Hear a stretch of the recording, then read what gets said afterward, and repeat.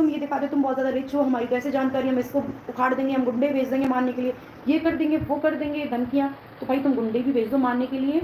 मैं मथुरा में रहती हूँ और मेरा गाँव भी तुमने शिवी देखा है, तो तुम गुंडे भेज दो मारने के लिए। जैसे कि तुम्हारे पति धमकी देना जानते हैं ना कि मैं गुंडे भेज दूँगा, पैसे तो फेंकना है, पैसे फेंक के मेरे तो यहाँ इतनी जानकारी है, यहाँ वो है, ऐसे गुंडे फेंकूँगा, वैसे फेंकूँगा, मरवा डालूँगा, पता भी नहीं चलेगा, मेरा तो नाम भी नहीं आएगा उसमें।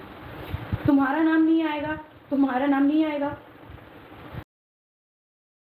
Hello friends, welcome back to my channel earth mom Dehradun. मैं हूं ज्योति और वेलकम है आप सभी का मेरे चैनल में। सो आप सभी लोगों को मेरे परिवार की तरफ से छोटी दिवाली की हार्दिक शुभकामनाएं। तो इससे पहली वाली वीडियो में मैं इतनी ज़्यादा जल्दबाजी में थी कि मैं कहीं ना कहीं आप लोगों को विश करना भूल गई थी।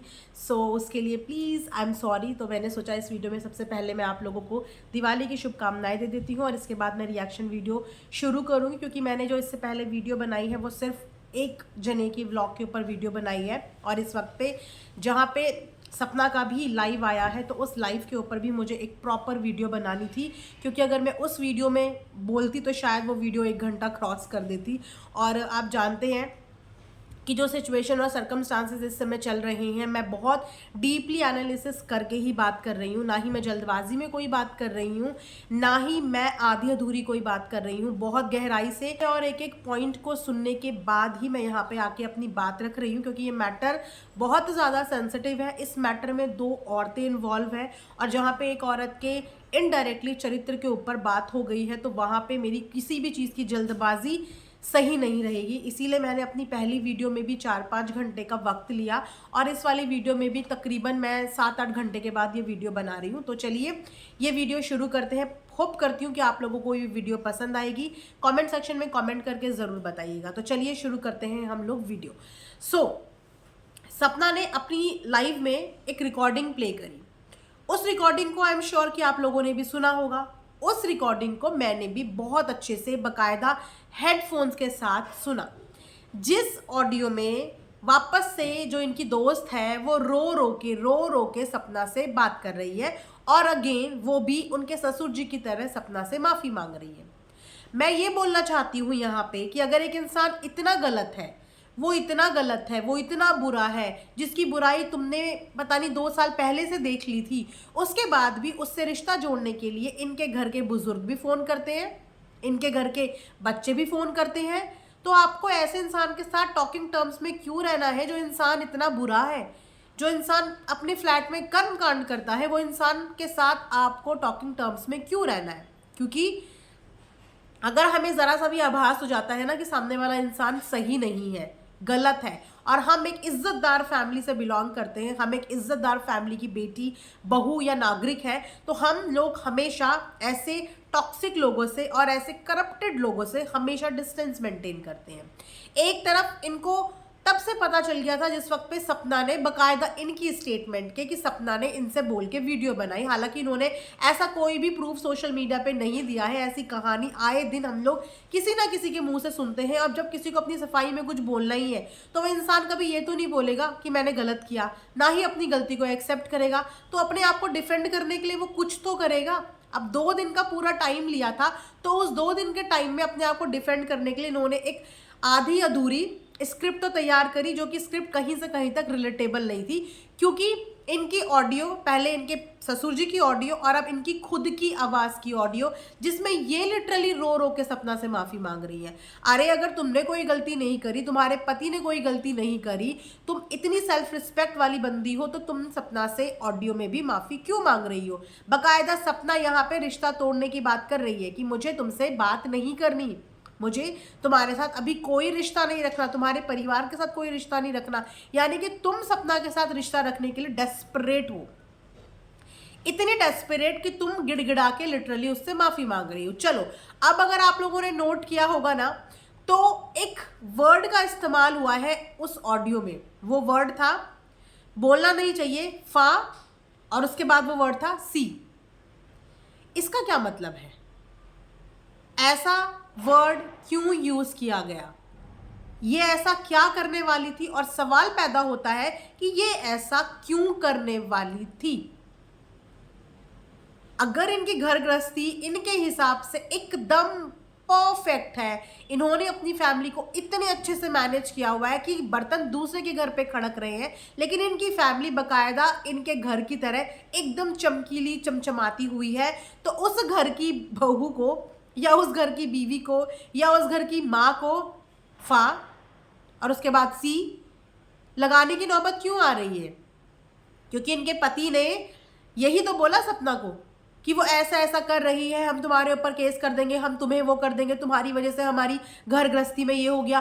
भैया तुम्हारे रिश्ते मजाक है या रिश्ते हैं? मतलब मुझे समझ में नहीं आता कि आज की डेट में ना बहुत आसान लोगों ने समझा हुआ है कि पहले खुद लड़ो, कंपैटिबिलिटी अपने बीच में ना हो, अंडरस्टैंडिंग की कमी अपने बीच में है, ट्रस्ट इश्यूज अपने बीच में है, उसके बाद उसका जरिया किसी तीसरे को बना दो कि भैया कोई तीसरा आया और हमें ऐसा ऐसा भड़का के चला गया, कोई तीसरा आया हमारी लड़ाई करवा के चला गया, कोई तीसरा आया हमारे घर में कलह कलेश करवा दिया। भैया इतना तगड़ा ब्लेम किसी तीसरे के ऊपर, वो तीसरा ना तो आपके घर में रहता, ना वो तीसरा आपके पति से इतना क्लोज कि वो मियाँ बीवी के बीच में कुछ कर दे। अगर कमी खुद के रिश्तों में है, अगर खुद के ही रिश्तों में कमी है, जो कि बकायदा इनके ससुर जी ने ऑडियो में बोला है कि नहीं तुम्हारे ऊपर कुछ भी नहीं आता। अरे जिस इंसान को पता ही नहीं कि सामने वाले का रिश्ता कैसे है, सपना रहती थी शिवपुरी, ये रहती थी ग्वालियर, ये जितनी बार भी सपना से मिलने आई एक बहुत सोफिस्टिकेटेड मैनर में आई। सपना को उसकी फैमिली अच्छी लगी, कॉन्फिडेंट लगे, एक रिस्पेक्टफुल लोग लगे। इसी उम्मीद में और इसी विश्वास पे उसने उनके ही आसपास मूव आउट होने का फैसला लिया कि यार एक अच्छे लोग हैं, क्योंकि उसने सपना को अपना वही वाला पिक्चर परफेक्ट फैमिली दिखाई, अपना वही वाला रूप दिखाया। लेकिन जब सपना वहां पे गई तो सपना को इनकी परिवार की असलियत सामने आने लगी कि यार ये दिखाती कुछ और थी, लेकिन इनकी असलियत तो ये है, ये तो इस तरीके के लोग हैं। तो वहां पे एक इंसान ऑलरेडी अपनी जिंदगी से इतना परेशान है कि सुकून की तलाश में, पीस की तलाश में वो अपनी सिटी से रिलोकेट हो गया, और उसके बाद उसे ये लगा कि उसे ये फील होने लगा कि इधर कुआं इधर खाई, उसकी तो ये वाली स्थिति कर दी कि वो एक जगह से आई सोच के अच्छा, और दूसरी जगह भी आके वो खाई में ही पहुंच गई। तो इसीलिए उसने वहां से मूव आउट करने का और इन लोगों से रिश्ता तोड़ने का फैसला ले लिया कि नहीं भैया ये तो इतना लड़ते झगड़ते हैं, कल की डेट में अगर इनके आपस में झगड़ों की वजह से ये कुछ भी कर लेगी तो उसका ब्लेम का टोकरा वो सपना के ऊपर डाल देंगे, जो कि इनके पति ने किया भी। अब सवाल ये पैदा होता है कि ऐसी कौन सी इतनी बड़ी बात हो गई थी कि इनकी जो पत्नी है वो ऐसा ऐसा करने लग रही थी। हालांकि वो सपना को यही बोल रही है कि आपकी इसमें कोई भी गलती नहीं, मेरे पति को दौरे पड़ते हैं। कौन से दौरे पड़ते हैं आपके पति को? कोई बीमारी वाले दौरे पड़ते हैं, या उनको ऐसे ही शॉर्ट टेम्पर्ड है, या उनको एंगर इश्यूज है? मतलब कौन से दौरे पड़ते हैं? मेडिकली अनफिट है या फिर इमोशनली अनफिट है? ये भी क्लियर करना था ना कि दौरे कौन से पड़ते हैं। कि दौरा पड़ेगा तो इसका मतलब ये थोड़ी है कि आप किसी दूसरे को गाली गलौज करोगे। दौरा पड़ेगा तो ये कोई आज़ादी नहीं देता कि आप दूसरे को धमकियां देने पे आ जाओ। झगड़ा तुम्हारे मियाँ बीवी के बीच में चल रहा है और तुम किसी तीसरे को बलि का बकरा बना दो और तुम्हारे जो मन में आया अनाप शनाप उसको बोल दो। ये खुद अपने पति को यही बोल रही थी ना कि दौरा पड़ता है। यहाँ से ये तो पता चल गया कि मियाँ बीवी के रिश्तों के बीच में कितना प्यार मोहब्बत है, जो कि ये ऑन कैमरा दिखाती है। तो रिश्ता इन दोनों का कैसा है वो भी एक्सपोज हो गया यहाँ पे, है ना। उसके बाद जब सपना ने वहां से साइलेंटली मूव आउट होने का फैसला ले लिया, वो जो कि आ भी गई, आने के बाद भी उसने इनमें से किसी का नाम नहीं लिया। उसने यही बोला कि मुझे धमकियां आ रही थी, जो कि आ रही थी, धमकियां आ रही थी, लेकिन नाम किसी का नहीं लिया। बोलते हैं ना चोर की दाढ़ी में तिनका, बिना नाम लिए हुए सामने वाला बंदा तिल मिला गया, क्योंकि कहीं ना कहीं धमकी तो उसने ही दी थी, धमकी तो उसने ही दी थी। और सुनिए अभी आगे आप, धमकी के ऊपर तो मेरे को आगे भी पूरी बात करनी है। तो उसके बाद जब वो वहां से साइलेंटली आ गई तो इनको वो भी डाइजेस्ट नहीं हुआ। इन्हें लगा कि यार मजा सा नहीं आया, मतलब मजा सा नहीं आया। और मैंने इतनी रिक्वेस्ट करी, इतनी कोशिश करी, लेकिन सपना ने जिद पकड़ ली और वो मेरे से बात ही करने को राजी नहीं, क्योंकि सपना अपनी तरफ से इनके वो हालात देख के, इनके घर के कलह कलेश देख के डर भी गई होगी, या एक तरफ से कोई किसी की फैमिली पचड़ों में नहीं पड़ना चाहता। आज की डेट में नहीं चाहता। सपना की भी लाइफ में फैमिली पचड़े थे, लेकिन उसने कभी किसी तीसरे बंदे को इन्वॉल्व नहीं किया। यहाँ तक कि उसने अपने मायके को भी अपनी चीज़ों में इन्वॉल्व नहीं किया। तो वो किसी और के फट्टे में क्यों टांग अड़ाएगी? उसकी खुद की जिंदगी सेटल नहीं है। वो मियाँ बीवी के झगड़े सुलटाने के लिए थोड़ी बैठेगी, वो भी इस लेवल के झगड़े कि बताओ ऐसा ऐसा करने की नौबत आ रही है। हर इंसान डरता है, ऐसे लोगों से हर इंसान डिस्टेंस मेंटेन करता है कि इनका क्या भरोसा, तुम जब ब्लेम सामने वाले पे लगाने के लिए आ रहे हो, गलतियां तुम करो, सब कुछ तुम्हारे प्रॉब्लम चल रही है बीच में, लेकिन तुम दूसरे के ऊपर फट रहे हो। खैर, उसने वहां से मूव आउट करने का फैसला ले लिया, लेकिन ये चीजें इन्हें बर्दाश्त नहीं हुई, क्योंकि इन्होंने एडी चेटी का जोर लगाया था सपना को वापस से कन्विंस करने का। लेकिन दूध का जला हुआ छाछ भी फूक फूक के पीता है, और वो सपना का बहुत सही डिसीजन था कि किसी ट्रबल में फंसने से बेटर होता है कि आप उस ट्रबल से दूरियां बना लो। वो चली गई। अब अगर वो चली गई थी तो सवाल ये पैदा होता है कि फिर इनको प्रॉब्लम हुई क्यों, इन्होंने क्यों अपनी वीडियो में सपना को टारगेट किया, जब वो साइलेंटली आपकी लाइफ से, आप लोगों से रिश्ता खत्म करके, बकायदा तोड़ के चली गई थी और अपना व्लॉग ही बना रही थी, व्लॉग ही बना रही थी और नॉर्मल फैमिली व्लॉग बना रही थी। तो इनको उठ करके आने की जरूरत क्या थी, राइट? अब यहाँ पे बात करते हैं हम लोग धमकियों की। तो इनके पति ने सपना को गाली गलौज ही नहीं, उसको अव्वल दर्जे की धमकियां दी है, उसको थ्रेट दी है। थ्रेट कैसे? जान से मारने वाली थ्रेट, गुंडागर्दी वाली थ्रेट, और तो और उन्होंने ये भी बोला है कि पुलिस वालों को तुम्हें अपनी मुट्ठी पे ऐसे ही अपनी साइड में कर लेता हूँ। इतनी तगड़ी इन्होंने अपनी पावर और पहुंच दिखाई है। तो भाई साहब, हर कोई इंसान यहाँ पे बिकाऊ नहीं होता। जो पुलिस प्रशासन है ना, पुलिस में काम करने वाले हमारे पिता की उम्र के, हमारे भाई की उम्र के लोग हैं, है ना, बहुत सारी महिलाएं भी हैं। तो आप एक पुलिस के प्रोफेशन को तक बदनाम कर रहे हो। और शायद आपको पता नहीं है कि सोशल मीडिया पे देखने वाले बहुत सारे हमारी यूट्यूब फैमिली में से ऐसे लोग भी हैं जो प्रशासन से बिलोंग करते हैं। आपने उनकी भी इज्जत की धज्जियां उड़ा दी है स्टेटमेंट बोल के कि वो तो मैं ऐसी अपनी मुट्ठी पे रखता हूं, मैं तो ऐसे ही 2-4 गुंडे भेज के ये सब चीजें करा लेता हूं। मतलब क्या दिखाना यहाँ पे आप चाह रहे हो कि आप किसी को कुछ भी कर दोगे और आपके लिए कुछ भी नहीं हो सकता। आपको किसी को धमकी देने की आजादी है, आपको किसी को गाली गलौज देने की आजादी है, और उसके बाद केस की बात भी आप ही करने वाले हो। उसके बाद केस की बात भी आप करने वाले हो। सामने वाले बंदे ने आपकी धमकी भी ले ली, आपकी गंदी गंदी गालियां भी खा ली, आपका ब्लेम भी ले लिया, वो तो गई नहीं लीगल। जिसको जाना चाहिए था कि तुमने किसी को सामने से इस दर्जे की गालियां दे दी, वो तो लीगल गई नहीं। जिसको जाना चाहिए था, तुम तुरंत लीगल जाने के लिए तैयार हो गए क्योंकि तुम्हारी ऑडियो यहां पर डाल दी। अपने डिफेंस में अपने आप को प्रूव करने के लिए इंसान क्या नहीं करेगा और क्यों नहीं करेगा। अब सोचिए कि ये इस लेवल तक आ गई कि इन्होंने सीधा सीधा ये बोल दिया कि उस कमरे के अंदर, उस फ्लैट के अंदर क्या कर्मकांड होते थे। सोचिए इंसान का लेवल। अब अगर इन चीजों के लिए इंसान अपने पास सबूत ना रखे तो ऐसे लोग तो नोच खाएंगे, औरतों को नोच खाएंगे, अकेली औरत को। ऐसे लोग, कल की डेट में उसकी 2 बेटियां हैं और बेटी की माँ को हमेशा अपनी इज्जत संजो के रखनी पड़ती है, क्योंकि उसकी इज्जत सिर्फ उसकी ही नहीं, उनकी बच्चों की भी होती है, बेटियों की भी होती है। इन्होंने एक बार भी उसके दामन पे दाग लगाने से पहले सोचा नहीं कि उसके पास 2 बच्चियां हैं। सोशल मीडिया उसकी कर्म भूमि है, यहां तक कि उसकी इस कर्म भूमि पे आके उन्होंने अटैक किया। बहुत अच्छे से ये बात वो जानती है, बहुत अच्छे से ये बात यूट्यूब पे देखने वाला हर एक इंसान जानता है कि सपना के पास इस वक्त पे सिर्फ कमाई का एक साधन है, वो है उसका सोशल मीडिया। उसके पति की कोई सरकारी नौकरी नहीं थी, उसको ससुराल की कोई प्रॉपर्टी नहीं मिली, ना ही वो अपनी कोई प्रॉपर्टी लेके आई। उसके पास एकमात्र सहारा है अपना सोशल मीडिया, जिसके बलबूते पे वो मेहनत कर रही है, अपने बच्चों का भविष्य सुधारने की कोशिश कर रही है, और इस इंसान ने बदनाम करने के लिए भी वो प्लेटफॉर्म चुना। एक बात मुझे बताइए, आपके पति भी किसी ना किसी प्रोफेशन में होंगे।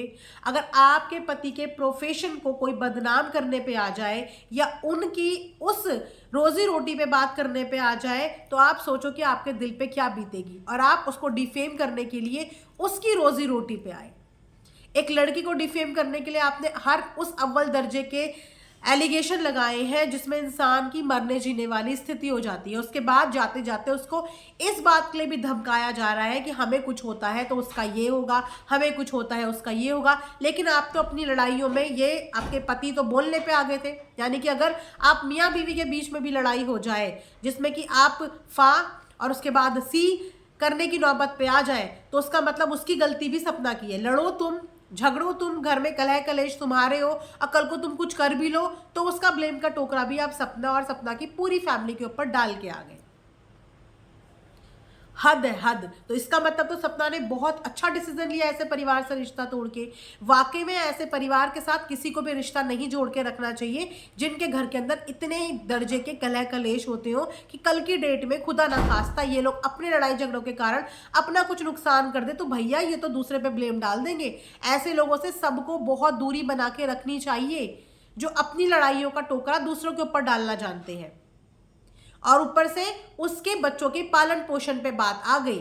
अब यहाँ पे मेरा सबसे ज्यादा इंपॉर्टेंट क्वेश्चन और सवाल, चलो बाकी सारी बातें हम साइड में कर देते हैं, इतनी कोई इंपॉर्टेंट नहीं है, लेकिन ये बात बहुत इंपॉर्टेंट है जो कि इन्होंने ऑडियो में सुनाई कि वो मैडम जी ये बोल रही हैं कि मेरे हस्बैंड को उस दिन इंसल्ट फील हुआ, उस दिन उन्हें बुरा लगा जिस दिन आरोही थी, गेम खेल रहे थे, चोर सिपाही करके कुछ गेम खेल रहे थे और आपने उनको ऐसे करके भेजा, उन्हें उस दिन का बुरा लगा और उस दिन के बुरे की वजह से उन्हें अपनी इंसल्ट फील हुई, शायद इसीलिए उन्होंने आपको बोला।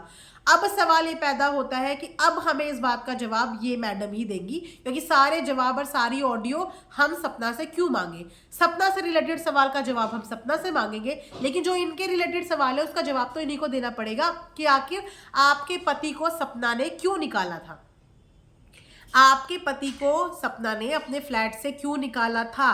आरोही के साथ अगर कोई गेम खेला जा रहा था तो उस गेम के दौरान वहां पे ऐसा क्या हुआ कि आपके पति को, अपनी बेस्ट फ्रेंड के पति को, जिस पति को वो भैया भैया बोलती है, उस पति को अपने घर से बाहर सपना ने निकाला। सपना ने अभी भी अपनी डिग्निटी मेंटेन रखी हुई है, अभी भी अपने मुंह पे टेप चिपकाया हुआ है। जैसे इन्होंने आके फड़फड़ फड़फड़ फड़फड़ पता नहीं कितने स्क्रीनशॉट लगा दिए, सपना अभी भी अपनी बात पे अड़िग है और सिर्फ सवाल ही पूछ रही है, क्योंकि जवाब तो आपको देना है कि ऐसा क्या हुआ था वहां पे कि सपना ने आपके पति को वहां से बाहर किया। कुछ तो किया होगा, या सपना के दिमाग में कीड़ा है, या फिर सपना को भी दौरे पड़ते हैं, जैसे आपके पति को दौरे पड़ते हैं, सपना को भी दौरे पड़ते हैं कि वो अपने घर से बाहर किसी को भी उठा के निकाल देती है। ऐसा क्या हुआ था? और अगर सपना के फ्लैट में कर्मकांड होते हैं तो नाइट आउट के लिए तो आप भी वहां गई थी, इसका मतलब उस कर्मकांड का हिस्सा आप भी होती थी क्या? सपना के फ्लैट में जो होता था वहां पे रात को 12-12 बजे आप भी पहुंच जाती थी, नाइट आउट करने आप पहुंच जाती थी, नेल एक्सटेंशन आप लगाती थी, तो उसका हिस्सा आप भी थे क्या? बताओ ना, कौन से कर्मकांड होते थे वहां पे? बड़ी क्यूरोसिटी है मुझे जानने की, और ये भी जानने की कि आखिर इनके पति को सपना ने अपने घर से बाहर क्यों निकाला था, ऐसा क्या किया था इनके पति ने। और उस बात की फ्रस्ट्रेशन उसके बाद अपनी बीवी के साथ निकाली घर पे, और अपने पति की गलती निकालने की बजाय, अपने पति को समझाने की बजाय, उसको ये बोलने की बजाय, उससे इस बात के लड़ने की बजाय कि तुमने मेरी दोस्त को ऐसा क्यों बोला, सोशल मीडिया पे सपना के ऊपर ही उंगलियां उठा के आ गए, सपना के ऊपर ही उंगलियां उठा के चले गए, उसी के ऊपर लांछन लगा के चले गए। मैं ये बोलूं कि अभी भी देखो कि वो अपनी दोस्ती की आड़ में चुपचाप है, चीजें नहीं बोल रही है, नहीं बता रही है। अभी भी लोगों के दिमाग में यही चल रहा है कि क्या हुआ था, सपना ने क्यों बाहर निकाला, क्यों इसका पूरा परिवार सपना के आगे हाथ पैर जोड़ रहा है। कुछ तो गंदा किया है, और बहुत गंदा किया है कि पूरा परिवार हाथ जोड़ जोड़ के सपना से माफी मांग रहा था, बीवी भी वहां पे, पिता भी, लेकिन उसने बताया नहीं, अभी तक भी नहीं बताया, राइट। तो अगर वो ये चीजें नहीं बता रही है तो थोड़ी इस चीज को समझने की कोशिश करो कि सामने वाला इंसान तुम्हारे जग हंसाई नहीं करवाना चाहता, लेकिन तुमने आके उसके प्रोफेशनल प्लेटफॉर्म पे आके उसकी इज्जत पे वार किया है, अपनी इनडायरेक्टली डायरेक्टली बातों से तुमने उसकी इज्जत पे वार किया है। क्या तुम इस बात का जस्टिफिकेशन दे पाओगे? नहीं दे पाओगे। ऊपर से पुलिस की धमकी, इंसानों की धमकी, गुंडों की धमकी। अगर आप लोगों ने एक बात गौर की होगी ना, तो सपना ने एक चीज बोली है, समझदार के लिए इशारा ही काफी है, अगर समझ जाओ तो इस स्टेटमेंट के अंदर आपको बहुत सारी चीजें समझ में आ जाएंगी। सपना ने बोला, क्या करती थी मैं अपने फ्लैट के अंदर, बताओ ना, क्या मैं अपने फ्लैट के अंदर किसी की किडनी बेचती थी, या फिर मैं वेंटिलेटर पे किसी को लटा के पैसे बनाती थी, या फिर मैं किसी गरीब को बीमारी के नाम पे लूटती थी, या फिर मेरे कोई हॉस्पिटल्स बंद हुए हैं तो क्यों हुए हैं? ऐसा क्या करती थी सपना अपने फ्लैट के अंदर? कितनी किडनी बेची है सपना ने, कितने लोगों को वेंटिलेटर पे ज़्यादा दिन रख के पैसा लूटा है सपना ने, कितने गरीबों की हाय ली है सपना ने, बेचारों के पास पैसा भी नहीं देने के लिए, और उनके इतने बड़े बड़े बिल बना दी, कितने इंश्योरेंस के पैसे लूटे हैं, हेल्थ इंश्योरेंस, मेडिकल इंश्योरेंस के, सपना ने।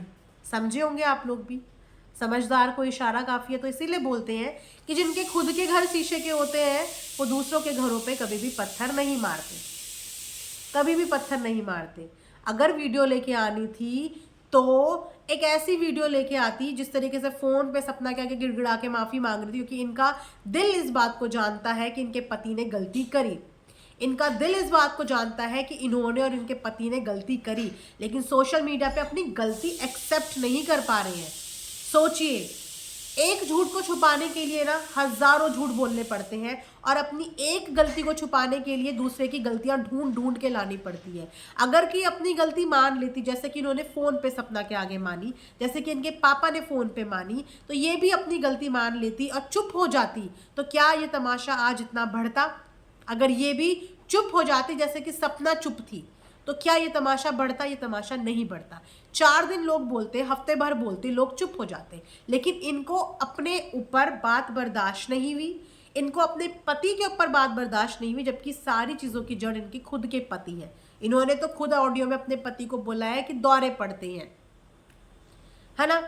तो यहाँ पे मैं बस ये बोलना चाहूँगी कि किसी भी महिला के ऊपर प्लीज़ इस तरीके से दोस्ती की आड़ में आप अत्याचार मत करो। किसी को इतना कॉन्फिडेंस देने के बाद किसी की चीज़ों का मूल आप चुकाए तो है नहीं आपने, लेकिन आपने जो उसके लिए करा वो आपने आज टिप्स पे गिना दिया, जिसे देख के मुझे पर्सनली बहुत हर्ट हुआ, क्योंकि फ्रेंडशिप को मैं बहुत वैल्यू करती हूँ और मेरे लिए फ्रेंडशिप बहुत ज़्यादा वैल्यूबल है। और मैं बस यही बोलती हूँ कि अगर सामने वाला आपके लिए बुरा भी कर दे ना, लेकिन वो अगर किसी टाइम पे आपका दोस्त रहा है, तो आपको उस दोस्ती को निभाते हुए अपना मुंह हमेशा बंद रखना चाहिए। लेकिन आपने कोई कसर नहीं छोड़ी। यहाँ तक बात थी अलग कि ब्लेम गेम चल रहा था, लेकिन आपने जो स्टेटमेंट आज दे दिया ना, उस स्टेटमेंट की बदौलत यहाँ पे लोग सपना को एक दूसरी नज़र से भी देखने लगे हैं।